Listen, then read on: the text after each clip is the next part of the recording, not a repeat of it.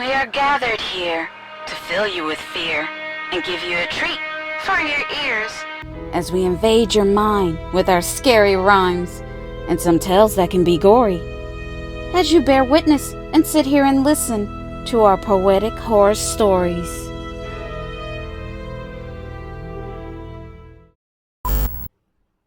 Hello, P.H.S. crew. We have a new creepypasta retelling for you, The Rake. We hope you enjoy this classic creepypasta story.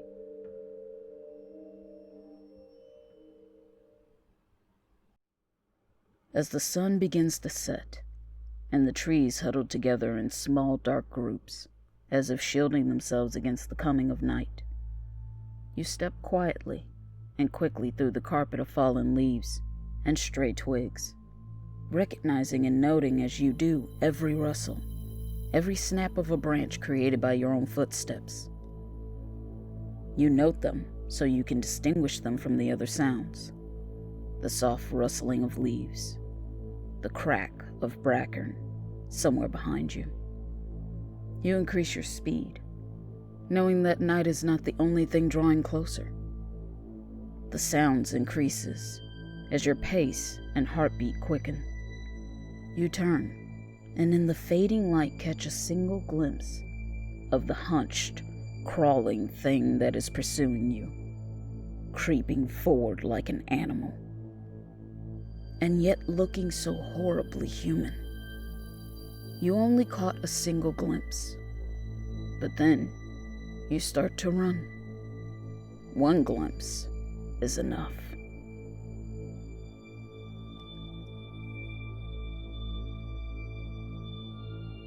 Mostly associated with the image of a bald, pale-skinned creature hunched at an angle with bright orb-like eyes staring into the camera. The Rake has become a staple creepypasta monster, adopted by many authors as shorthand for a creature resembling the one depicted in the photo, and placed in various settings. During the summer of 2003, events in the northeastern United States involving a strange, human-like creature sparked brief local media interest before an apparent blackout was enacted. Little or no information was left intact, as most online and written accounts of the creature were mysteriously destroyed. Primarily focused in rural New York, self-proclaimed witnesses told stories of their encounters with a creature of unknown origin. Emotions range from extremely traumatic levels of fright and discomfort to an almost childlike sense of playfulness and curiosity. While their published versions are no longer on record, the memories remain powerful. Several of the involved parties began looking for answers that year. In early 2006, the collaboration had accumulated nearly 24 documents dating between the 12th century and present day, spanning 4 continents. In almost all cases, the stories were identical. I've been in contact with a member of this group and was able to get some excerpts from their upcoming book. Hello, P.H.S. crew. We have a question for you. Have you ever had a spooky or creepy encounter with something strange? Let's start a conversation in the comments below. We are dying to know.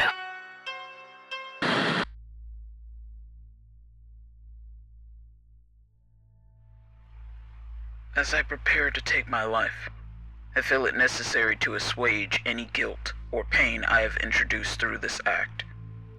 It is not the fault of anyone other than him. For once, I awoke and felt his presence. And once I awoke and saw his form, once again I awoke and heard his voice. I looked into its eyes. I cannot sleep without fear of what I might next awake to experience. I cannot ever wake. Goodbye. Found in the same wooden box were 2 empty envelopes addressed to William and Rose, and 1 loose personal letter with no envelope. Dearest Lenny, I have prayed for you. He spoke your name.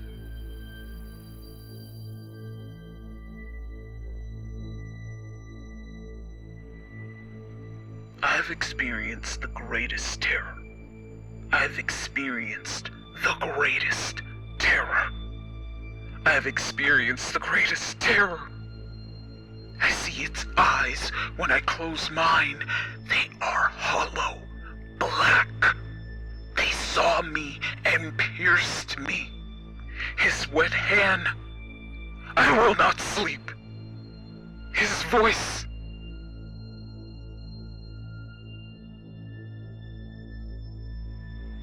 He came to me in my sleep.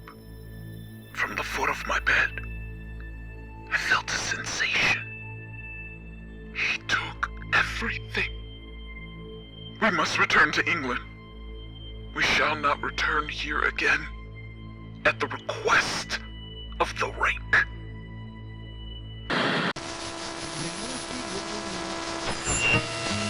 Who the hell opened up that window? Suddenly, I heard a big boom and crash outside of my house. It scared me so bad, I screamed out loud. I looked out of my window, but it was raining so hard, it was hard for me to see. But what I could tell was that lightning struck my neighbor's tree from across the street.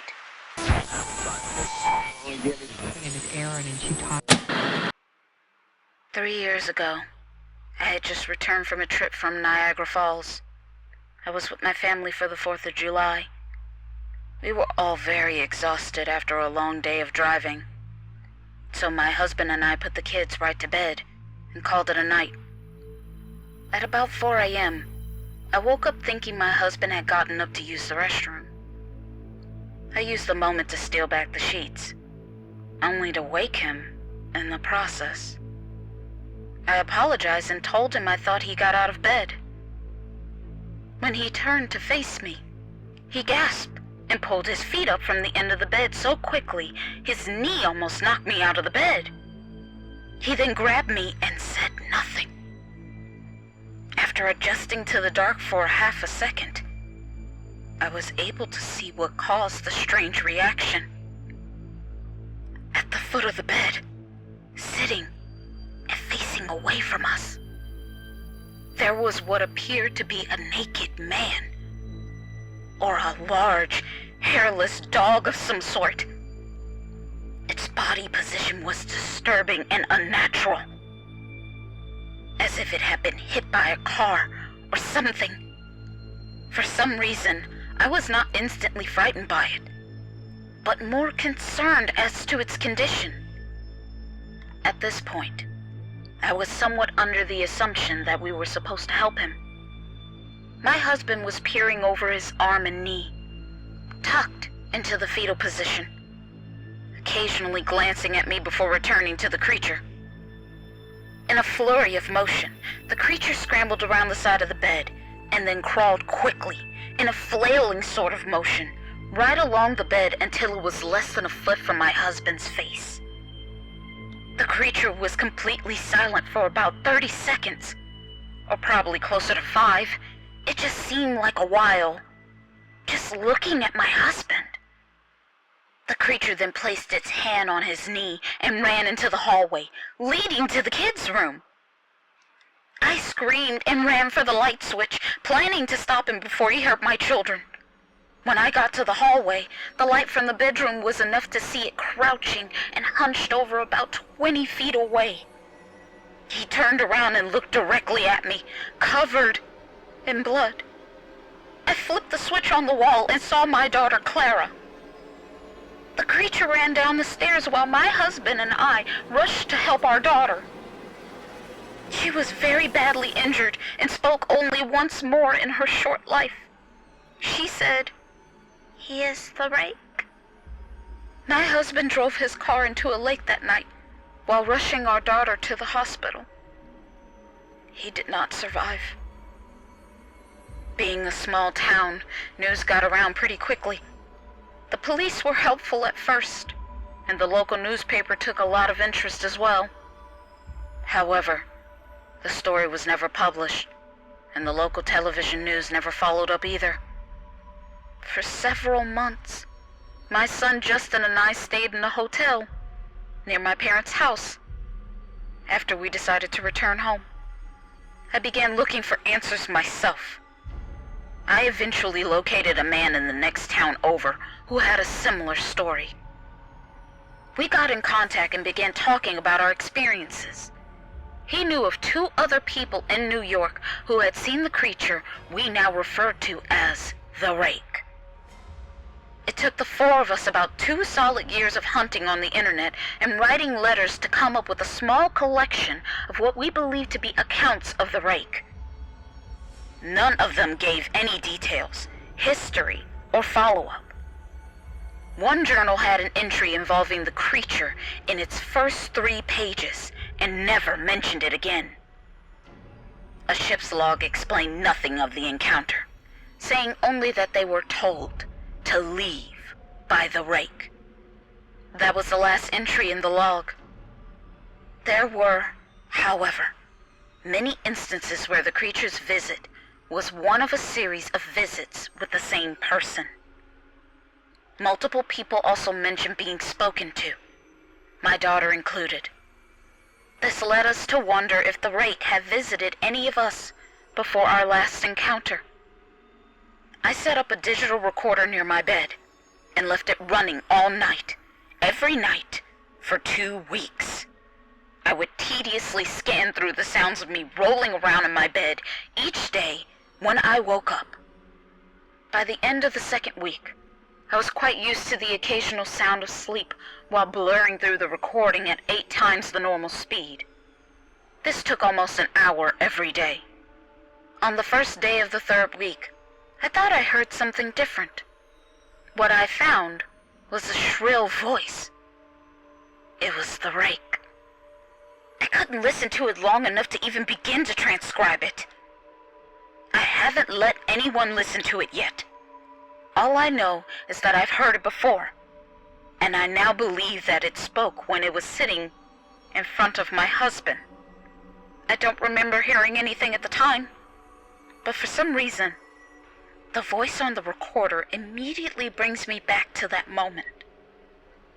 The thoughts that must have gone through my daughter's head make me very upset. I have not seen the Rake since. He ruined my life. But I know that he has been in my room while I slept. I know and fear that one night I'll wake up to see the Rake staring at me.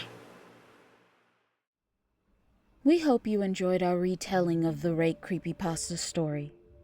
If you are enjoying this series, then please like, share, and comment. And if you're new, please subscribe and become part of the P.H.S. crew. And if you have a favorite creepypasta you would like for us to read, let us know in the comments below. Since you made it this far, then why don't you click on the iCard? We have many original stories you will enjoy.